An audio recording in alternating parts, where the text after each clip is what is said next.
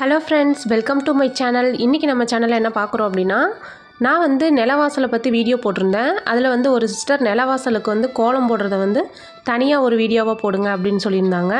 So அவங்களுக்காக தான் இந்த வீடியோ வந்து ஷேர் பண்ணியிருக்கேன். நம்ம வீடியோ ஃபஸ்ட் டைம் பார்க்குறீங்க அப்படின்னா சப்ஸ்கிரைப் பண்ணி சப்போர்ட் பண்ணுங்கள். இவ்வளோ நாளாக நம்மளுக்கு சப்ஸ்கிரைப் பண்ணி சப்போர்ட் பண்ணிகிட்டு இருக்க அத்தனை பேத்துக்கும் ரொம்ப ரொம்ப தேங்க்ஸுங்க. இப்போ வந்து நம்ம வீடியோக்குள்ளே போயிடலாம். வீடியோ பார்க்குறதுக்கு முன்னாடி ஒரு லைக் கொடுத்து பார்க்குறதுக்கு ஸ்டார்ட் பண்ணுங்கள். நீங்கள் கொடுக்குற ஒவ்வொரு லைக்கும் அடுத்தடுத்த வீடியோஸ் போடுறதுக்கு எனக்கு மோட்டிவேஷ்னலாக இருக்கும்.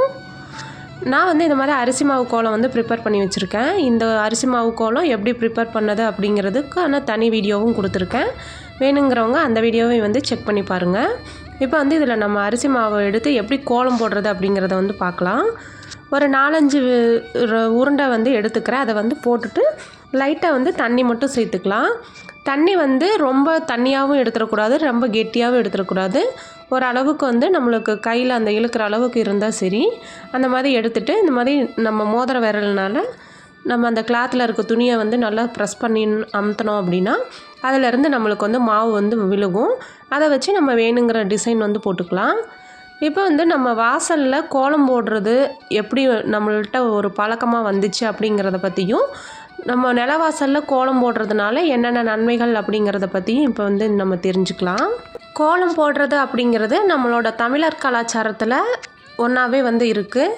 அதாவது கோலம் போடுதல் அப்படிங்கிறது நம்ம கிராமங்கள்லாம் வந்து ஒரு பண்டிகை மாதிரியும் வந்து சொல்லுவாங்க. ஏன்னா வந்து கோலம் போடுறது அப்படிங்கிறது அவ்வளோ ஒரு மங்களகரமான விஷயம்.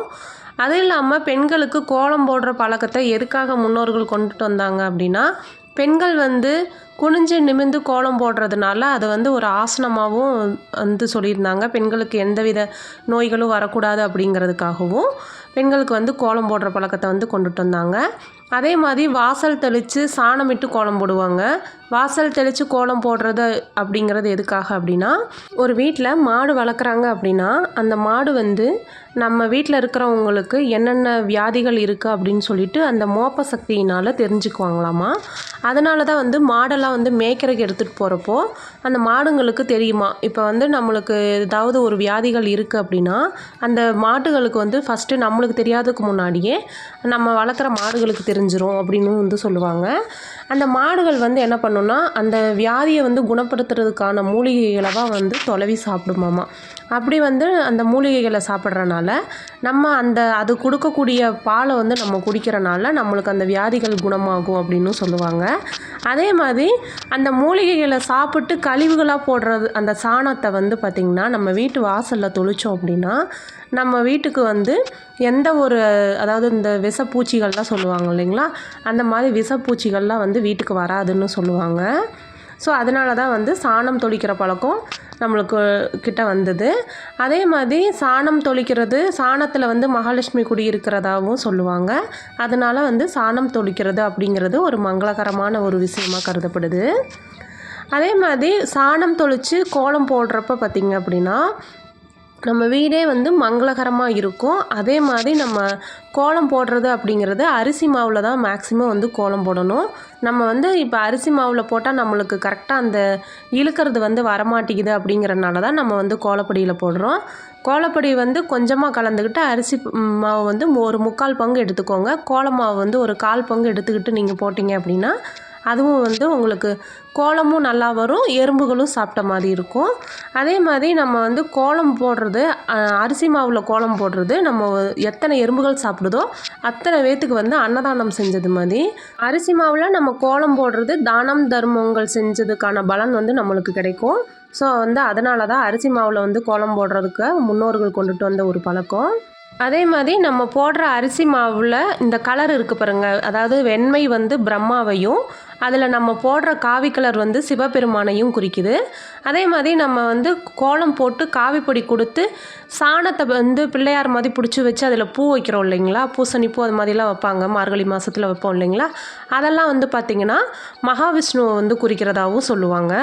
அதாவது ஒரு வீட்டு வாசலில் கோலம் போட்டு காவி கலர் கொடுத்து சாணத்தில் பிள்ளையார் பிடிச்சி வச்சு பூ வந்து வச்சுருக்காங்க அப்படின்னா பிரம்மா விஷ்ணு சிவன் 3 பேருமே அந்த வீட்டில் வந்து வாசம் செய்வாங்க அப்படின்னு சொல்கிறாங்க.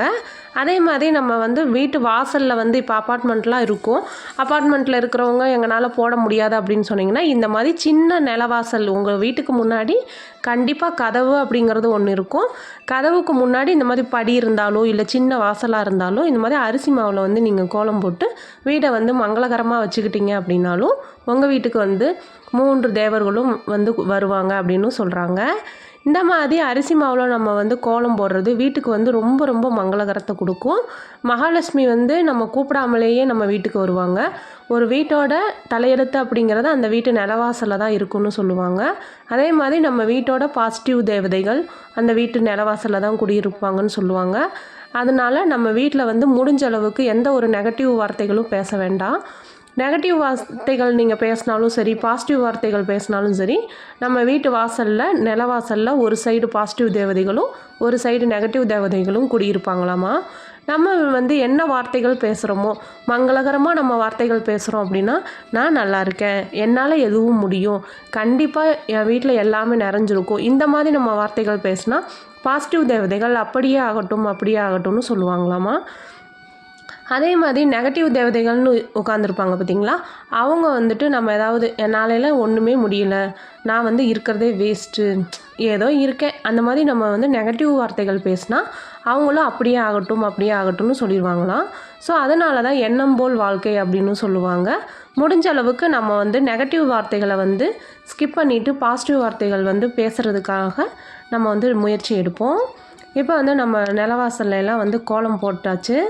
பாருங்கள், காவி கலர் கண்டிப்பாக கொடுங்க. நான் வந்து காவி கலர் மட்டும் காவி மண் வந்து வாங்கி கலந்து வச்சுருக்கேன். இப்போ இந்த மஞ்சள் கலரும் சிவப்பு கலரும் பார்த்திங்கன்னா பச்சரிசியை வந்து மிக்சியில் போட்டு நல்லா பொடி பண்ணி அதில் மஞ்சள் தனியாக குங்குமம் தனியாக கலந்து வச்சுருக்கேன்.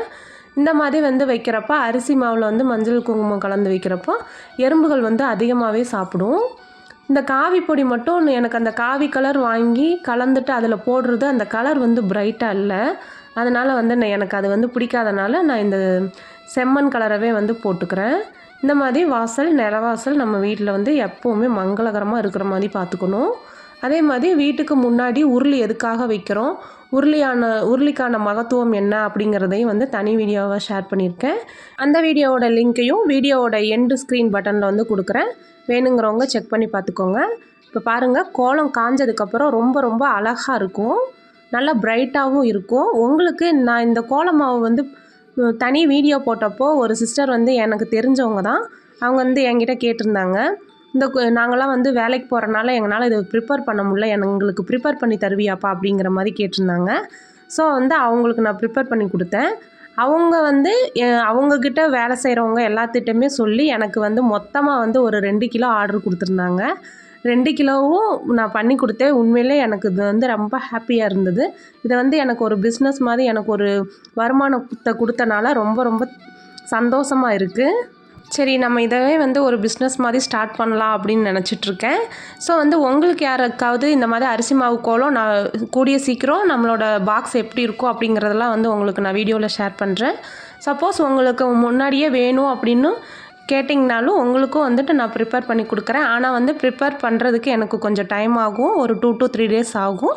வெயிட் பண்ணி வாங்குற மாதிரி இருந்தால் வாங்கிக்கலாம். ஸோ அவ்வளோதான் ஃப்ரெண்ட்ஸ், இதோட நம்ம வீடியோவை முடிச்சுக்கிறேன். அடுத்து ஒரு நல்ல வீடியோவில் மீட் பண்ணுறேன். அது வரைக்கும் தேங்க்ஸ் ஃபார் வாட்சிங்.